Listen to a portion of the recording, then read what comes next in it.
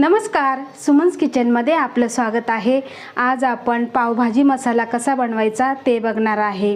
तर एकदम टेस्टी आणि थोडक्यात साहित्यामध्ये हा सुपर टेस्टी असा पावभाजी मसाला आहे। तर चला सुरुवात करूया। तर पावभाजी मसाला बनवण्यासाठी इथे पॅन गरम करायला ठेवलेला आहे। गॅसची फ्लेम इथे मंद आहे। आता यामध्ये घालायचे आहे आपल्याला 5 चमचे धणे, त्यानंतर 3 चमचे जिरे आणि 1 चमचा बडीशेप। मंद गॅसवर आपल्याला हे भाजून घ्यायचं आहे। शक्यतो गावठीच धणे घ्या, त्यामुळे वास खूप छान येतो। आता हे खरपूस असं आपण भाजून घेऊ। तर इथे धणे, जिरे, बडीशेप छान असे खमंग भाजून झालेले आहे।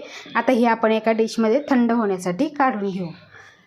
आता त्याच पॅनमध्ये आपल्याला इथे 15 मिरच्या, त्यानंतर इथे एक मोठी मसाला वेलची घ्यायची आहे, 10 लवंग घेतलेले आहे, त्यानंतर आपल्याला 2 इथे दालचिनीचे तुकडे घ्यायचे आहे, 2 तेजपत्ता, त्यानंतर इथे 1 चमचा काळी मिरी घेतलेली आहे। जो आपला पोहे खायचा चमचा आहे त्याच चमच्याने मी इथे सर्व मापे घेतलेली आहे। एकदम परफेक्ट असा हा पावभाजी मसाला तयार होतो। आपण जेव्हा पावभाजी बनवतो त्यामध्ये आपल्याला पावभाजी जर मसाला नसेल तर पावभाजी ही आपली अपूर्णच आहे। त्यासाठी असा खमंग हा पावभाजी मसाला तुम्ही एकदा नक्की बनवून बघा। बघा, हा मंद गॅसवर आपल्याला छान असे हे भाजून घ्यायचं आहे।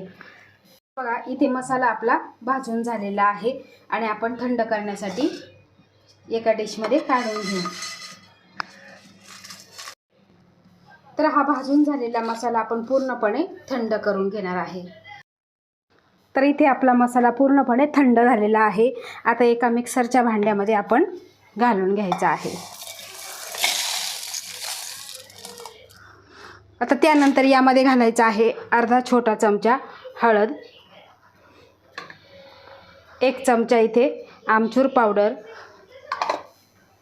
छोटा अर्धा चमचा इथे मी मीठ घेतलेला आहे आणि छोटा अर्धा चमचा इथे काळं मीठ घेतलेलं आहे। आता यानंतर आपल्याला हे बारीक करून घ्यायचं आहे। तर अतिशय सुंदर असा मसाल्याचा वास येतोय आणि खूप छान असा बारीक दळला गेलेला आहे। तर हा मसाला त्याचं तुम्ही टेक्स्चर बघू शकता, खूप छान असं झालेलं आहे, एकदम बारीक। आणि जेव्हा तुम्ही पावभाजीमध्ये टाकाल तेव्हा अतिशय सुगंध येईल, कारण आपण ताज्या मसाल्यापासून हा ताजा पावभाजी मसाला बनवलेला आहे। आता हा मसाला तुम्ही तवा पुलाव, तवा फ्राईड भाज्या, मसाला पाव, पनीर मसाला, पावभाजी यामध्ये तुम्ही घालू शकता।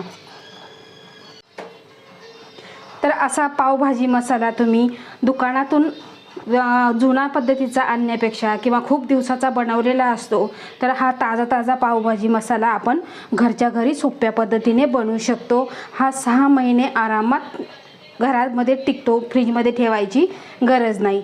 तर एकदा ह्या पद्धतीने पावभाजी मसाला तुम्ही नक्की बनवून बघा। आवडल्यास लाईक करा, शेअर करा, सबस्क्राईब करा आणि बाजूचं बेल आयकॉन बटन प्रेस करा। धन्यवाद।